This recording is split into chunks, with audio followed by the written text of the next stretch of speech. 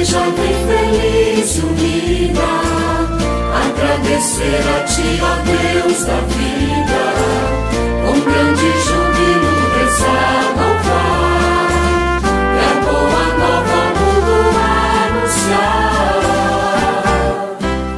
Olá, meus irmãos, minhas irmãs, muito bom dia. Bem-vindos ao nosso Comunidade em Oração desta quarta-feira, dia 9 de julho. Com muita alegria acolhemos a cada um de vocês no início desta nossa manhã para consagrarmos ao Senhor este nosso dia, as nossas atividades, as nossas escolhas, pedindo também por aqueles que contam com as nossas orações e pelas pessoas que nós vamos encontrar ao longo deste nosso dia. Que possa ser um dia frutuoso, um dia de muitas bênçãos para todos nós. E hoje nós queremos nos alegrar aqui com a Marina Medeiros, a Cassandra Pereira, o Renato Correia, o Gustavo Xavier, Cecília Lievori e o Nivaldo Barbosa, que fazem aniversário.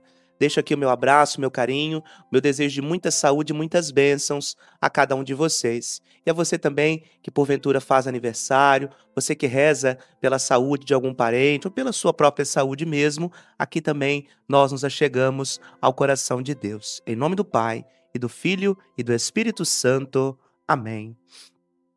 A igreja no dia de hoje faz memória de Santa Paulina do Coração Agonizante de Jesus, Virgem. Amábile Lúcia nasceu no dia 16 de dezembro de 1865 em Vigolo Vatário, província de Trento, no norte da Itália. Foi a segunda filha do casal Napoleão e Ana, que eram ótimos cristãos, mas muito pobres. Nessa época, começava a imigração dos italianos, movida pela doença e carestia que assolava a região. Foi o caso da família de Amábile, que em setembro de 1875 escolheu o Brasil e o local onde muitos outros trentinos já haviam se estabelecido no estado de Santa Catarina, em Nova Trento, na pequena localidade de Vigolo. Assim que chegou, Amábile conheceu Virgínia Rosa Nicolodi e tornaram-se grandes amigas. As duas se confessavam apaixonadas pelo Senhor Jesus, e não era raro encontrá-las juntas, rezando fervorosamente. Fizeram a primeira comunhão no mesmo dia, quando Amábile já tinha completado 12 anos de idade. Logo em seguida, o padre Servanzi a iniciou no apostolado paroquial, encarregando-a da catequese das crianças, da assistência aos doentes e da limpeza da capela de seu vilarejo, Vigolo, dedicada a São Jorge. Mas mal sabia o padre que estaria confirmando a vocação da jovem Amábile para o serviço do Senhor. Amábile incluía sempre Virgínia nas atividades para ampliar o campo de ação. Dedicava-se de corpo e alma à caridade, servia consolando e ajudando os necessitados, os idosos, os abandonados, os doentes e as crianças. As obras já eram reconhecidas e notadas por todos, embora não soubesse que já se consagrava a Deus. Com a permissão do pai, Amábile construiu um pequeno casebre num terreno doado por um barão próximo à capela, para lá rezar, cuidar dos doentes e instruir as crianças. A primeira paciente foi uma mulher portadora de câncer terminal, a qual não tinha quem lhe cuidasse. Era o dia 12 de julho de 1890, data considerada como o dia da fundação das Irmãzinhas da Imaculada Conceição, que iniciou com Amábile e Virgínia atuando como enfermeiras. Essa também foi a primeira congregação religiosa feminina fundada em solo brasileiro, tendo sido aprovada pelo bispo de Curitiba em agosto de 1895. 4 meses depois, Amábile, Virgínia e Teresa Ana Maule, outra jovem que se juntou a elas, fizeram os votos religiosos. E Amábile recebeu o nome de Irmã Paulina do Coração Agonizante de Jesus. Também foi nomeada superiora, passando a ser chamada de Madre Paulina. A santidade e a vida apostólica de Madre Paulina e de suas irmãzinhas atraíram muitas vocações, apesar da pobreza e das dificuldades em que viviam. Além do cuidado dos doentes, das crianças órfãs, dos trabalhos da paróquia, trabalhavam também na pequena indústria de seda para poderem sobreviver.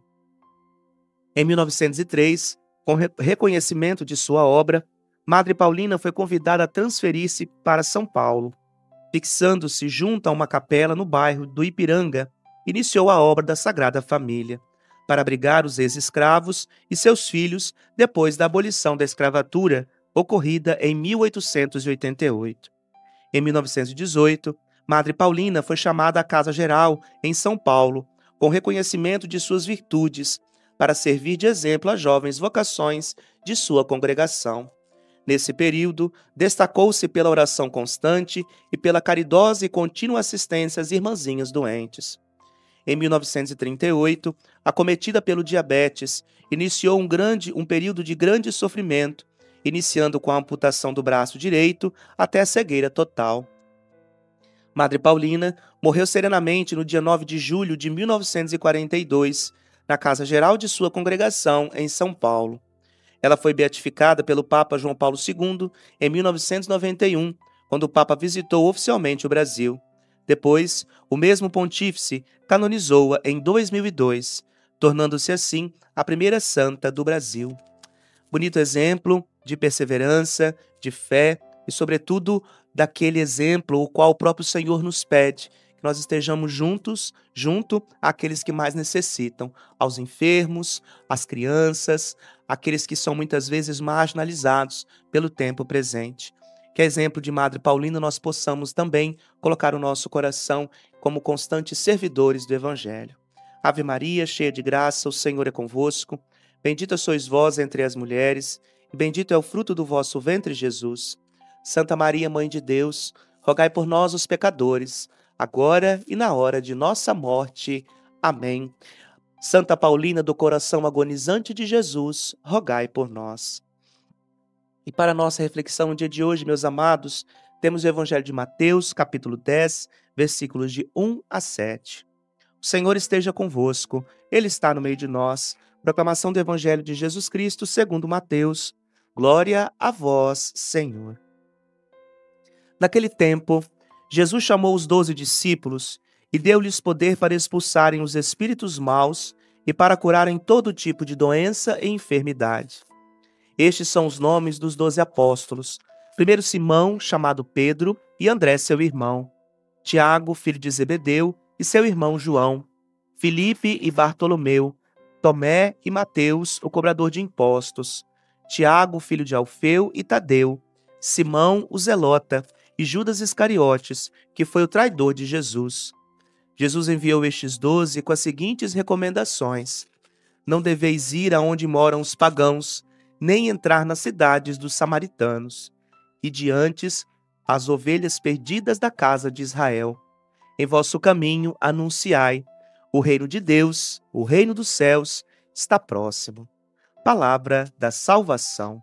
Glória a vós, Senhor. Assim, então, meus amados irmãos e irmãs, como nós já vínhamos refletindo nesses últimos dias, inclusive no domingo, nos era proposto o Evangelho, onde Jesus enviava os 72 discípulos aos mais diversos lugares onde ele mesmo deveria estar. Aqui nós vemos uma missão mais restrita, a começar pelos 12, por aqueles que Jesus chamou para aprender dele a estarem no mundo. E ele deixa uma orientação muito clara, até porque, por primeiro, Jesus veio para o seu povo.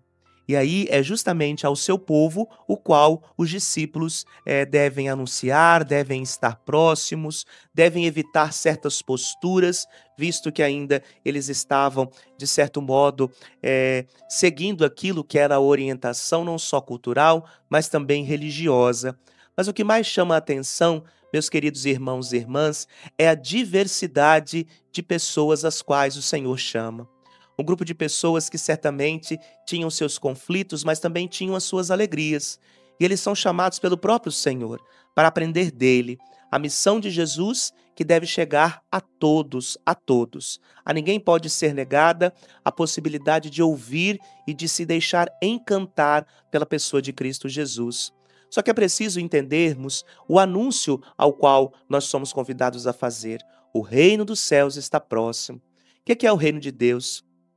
O reino de Deus é aquele lugar onde nós bem sabemos que não há sofrimento, não há dificuldades, não há separação, mas um lugar onde todos encontram o seu próprio espaço.